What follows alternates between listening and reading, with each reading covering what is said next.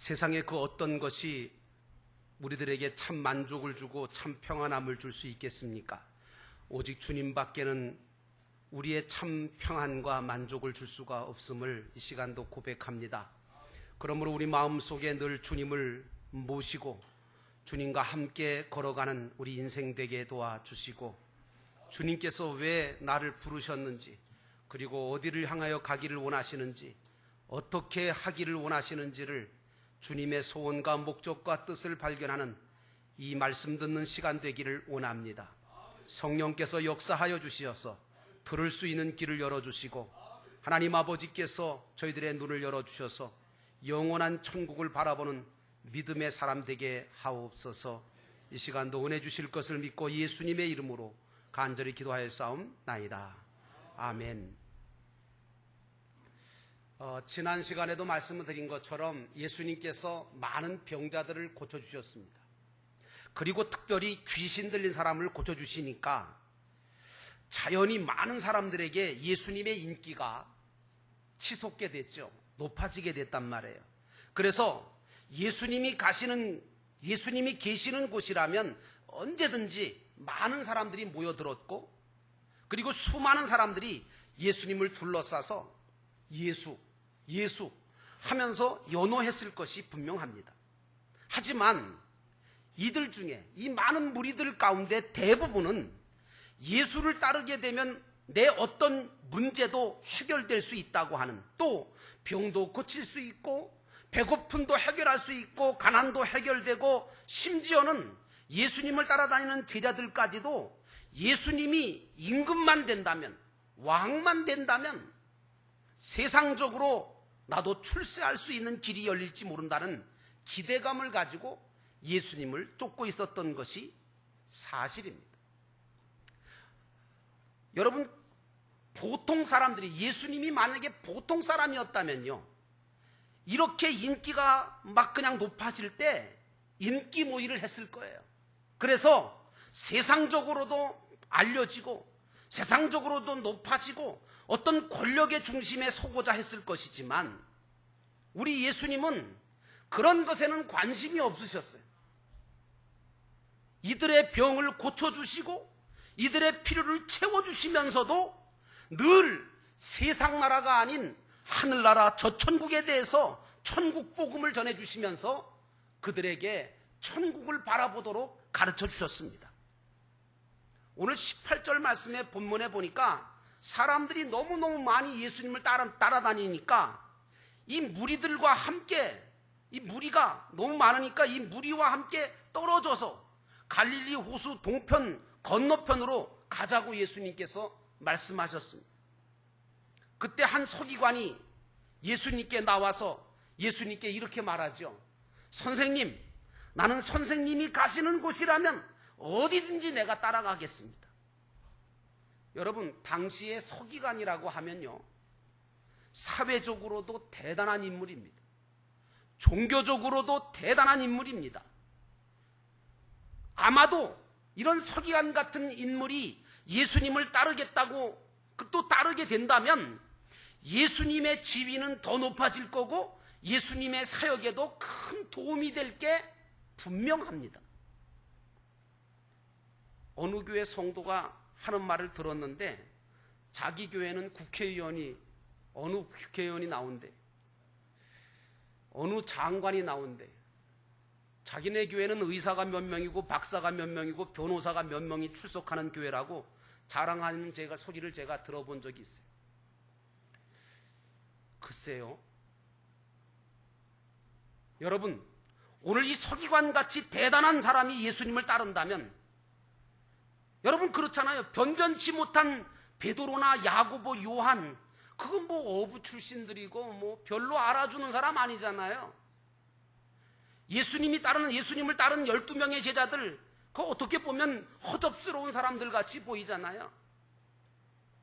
그런 사람들이 12명 따르는 것보다 오늘 서기관 한 사람이 예수님을 따른다고 하면 세상적으로 몇 배 더 효과적일 수 있지 않겠어요?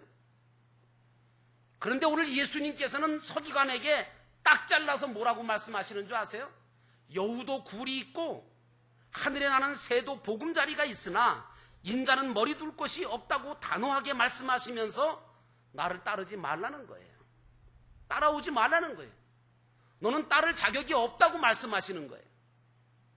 이걸 볼 때 누구나 예수님을 따르겠다고 해서 따를 수 있는 것은 아니구나 라고 하는 것을 우리가 알 수 있어요.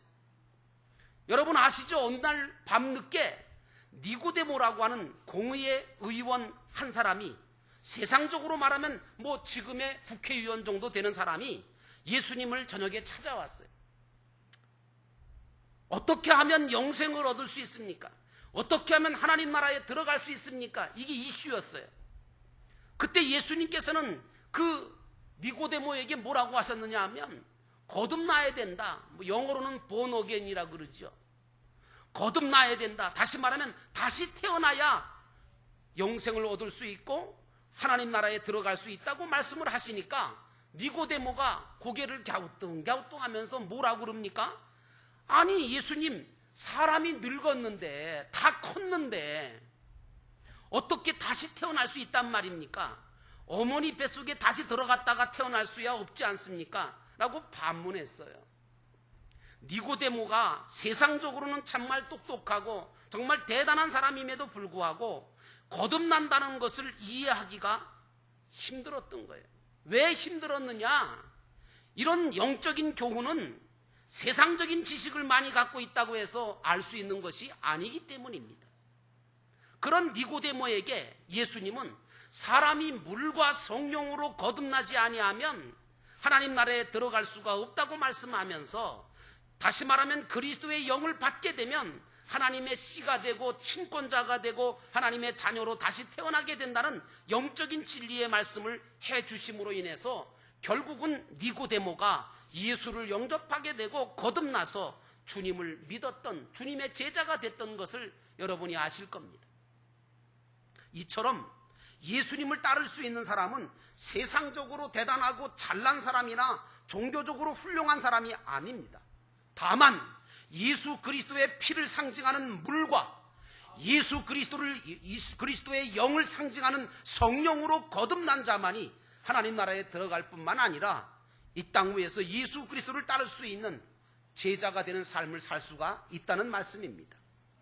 그런데 오늘 본문의 서기관을 보니까 이런 영적인 비밀도 모르면서 말로만 자기 의지만 가지고 예수님을 따르겠다고 큰 소리를 떵떵 치고 있는 거예요.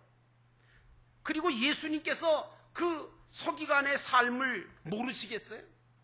그 중심을 못 보시겠어요? 그의 삶 중심을 주님이 보실 때 꼭 뭐와 같으냐? 동물 중에 여우나 새 같은 삶을 살고 있구나 하는 것을 예수님께서 보시고 오늘 서기관의 삶에 대해서 여우와 새로 비유적으로 말씀을 주신 겁니다. 여러분 잘 아시겠지만 여우의 보금자리가 어디입니까? 굴 속입니다. 굴 속에서 살아요.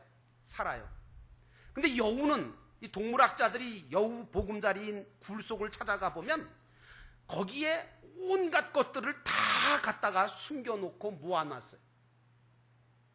이 여우는요, 특징이 자기가 얻고자 하는 것은 어떤 수단 방법을 써서라도 얻어내는데, 그래서 심지어는 여우의 꼬리는요 아주 매혹적이라서 꼬리를 흔들면 다 넘어간대요.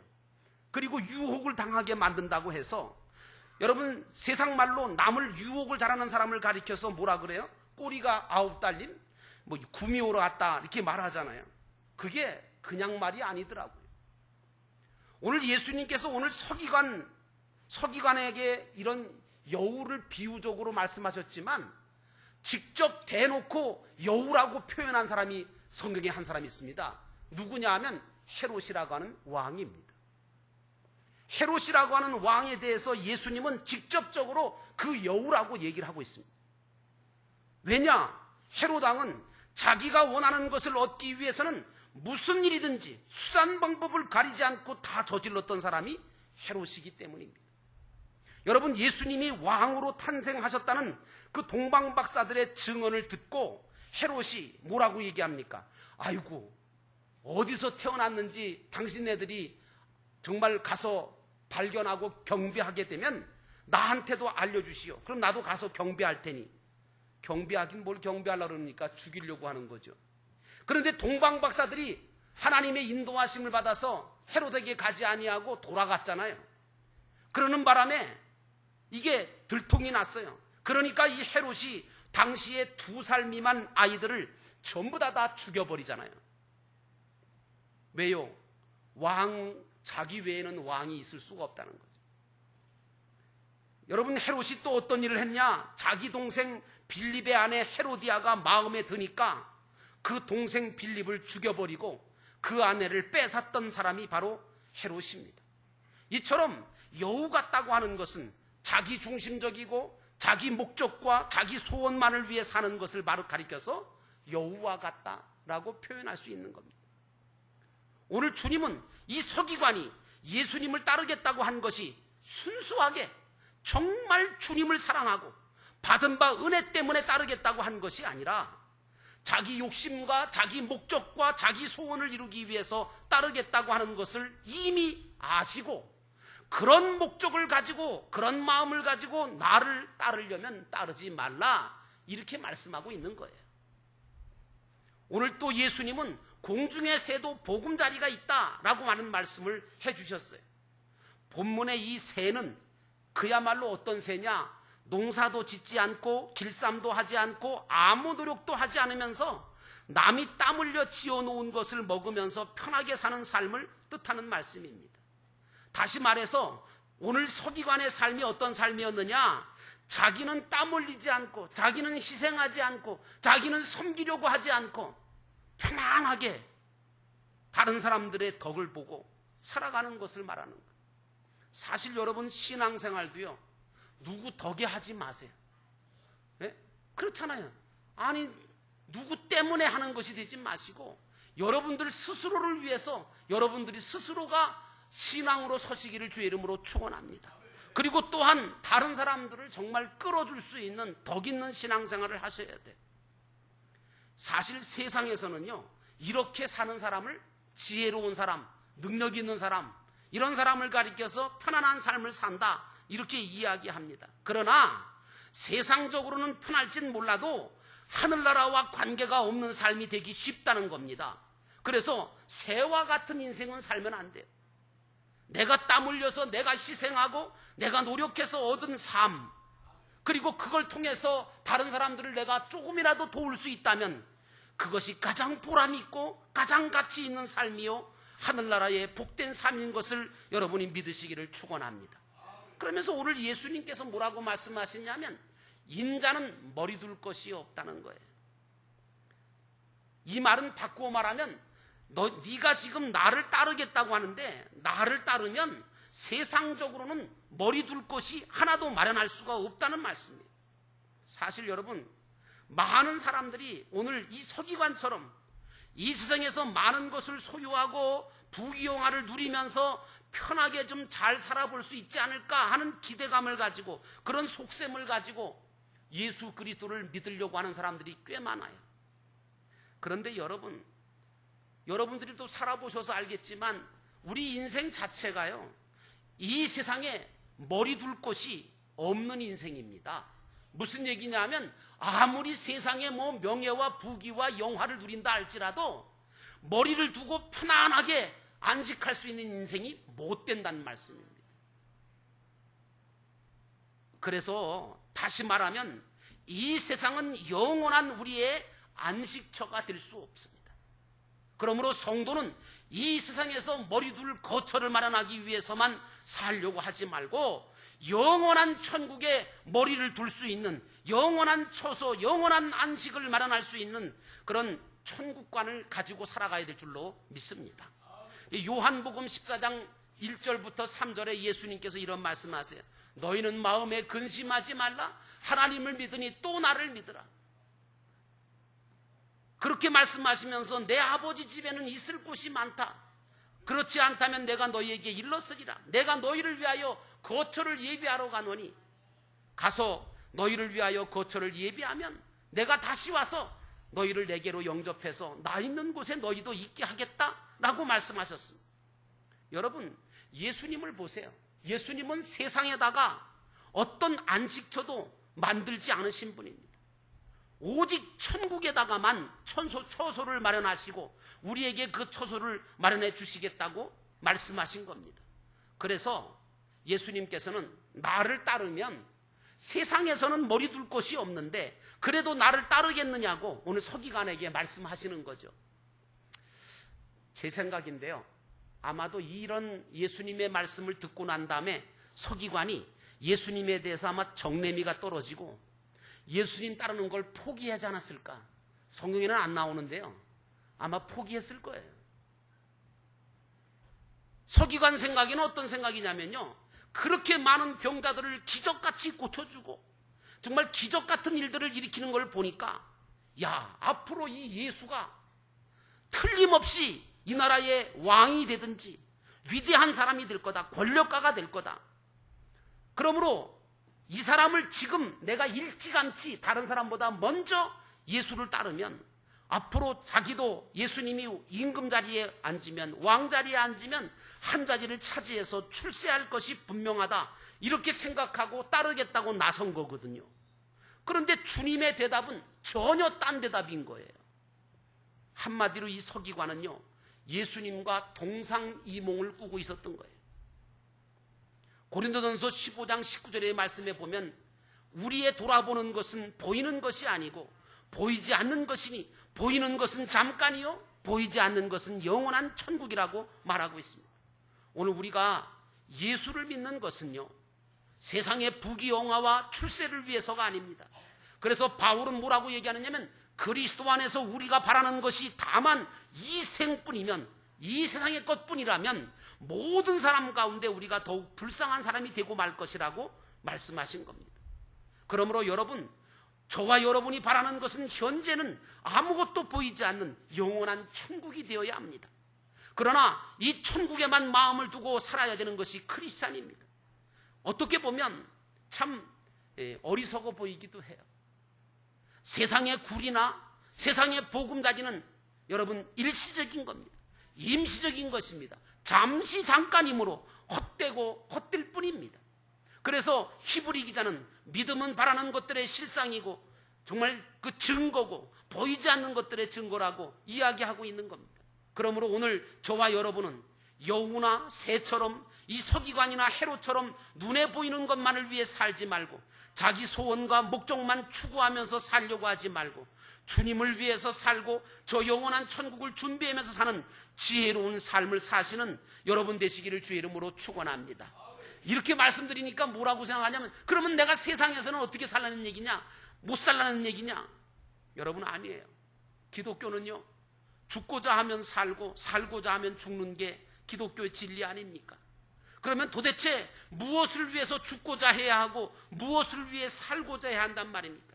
그것은 주님을 위해서 죽고자 하고 저 영원한 천국을 위해서 살고자 하는 삶을 살아야 된다는 말씀입니다. 여러분이 오직 주님을 위해서 죽음을 각오하고 주님의 영광을 나타내기 위해서 힘쓴다면, 그리고 이 세상에 보이는 것이나 썩을 것이나 없어질 것이 아니라 천국의 상과 면류관을 얻기 위해서 최선을 위해 여러분의 삶을 주님 앞에 드리고 사신다면 주님은 분명히 여러분을 도우시고 세워주시고 크게 들어서 사용하실 것을 믿으시기를 축원합니다. 그러므로 여러분은 이 시간에 자기 자신을 위해서 아니라 주님을 위해서 살고 교회를 위해서 살려고 하고 불쌍한 영혼을 구원하기 위해 살겠다고 하는 거룩한 결단만 세우고 기도하고 최선을 다해 나가면 주님은 결코 여러분을 버리지 않으시고 붙드시고 크게 들어서실 줄로 믿습니다. 그래서 마태복음 6장 26절에는 공중의 새와 들의 백합화를 보라 말씀하시고, 이걸 다 먹이시고 입히시는 분은 하나님이시니까 너희는 그런 것 때문에 염려하거나 근심하지 말라고 하시면서, 먼저 너희는 그의 나라와 그의 의를 구하면 이 모든 것을 너희에게 더하시겠다고 약속해 주셨습니다. 그러므로 사랑하는 여러분, 여러분은 주님 앞에서 주님, 내가 주님을 위해서 죽도록 충성하며 살겠습니다. 주님, 내가 주님의 몸된 교회를 위해서 몸된 교회를 세우는 일에 최선을 다하겠습니다. 주님, 내가 주님의 소원을 따라 영혼을 구원하는 일에 내 모든 것을 드리겠다고 결단하고 나가면 주님은 반드시 여러분들을 통해서 역사하실 뿐만 아니라 여러분은 생애를 축복하시고 반드시 세워주실 것을 믿으시기를 축원합니다. 이런 은혜가, 이런 축복이 저와 여러분에게 항상 함께 하시기를 주의 이름으로 축원합니다. 기도하겠습니다. 우리 함께 기도하실 때 하나님, 오늘도 우리가 왜 주님을 따라야 합니까? 또 우리가 따를 때에 어떻게 따라야 합니까?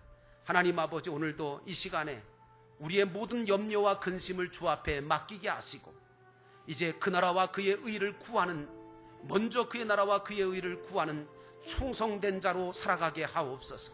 사명자로 살아가게 하옵소서. 그리하면 이 모든 것을 너에게 더 하시겠다고 하시는 하나님의 축복을 받는 하나님의 사람들 다 되게 도와주옵소서. 오늘 이 한 시간 우리 함께 통성으로 기도하겠습니다. 사랑과 은혜가 충만하신 하나님 아버지,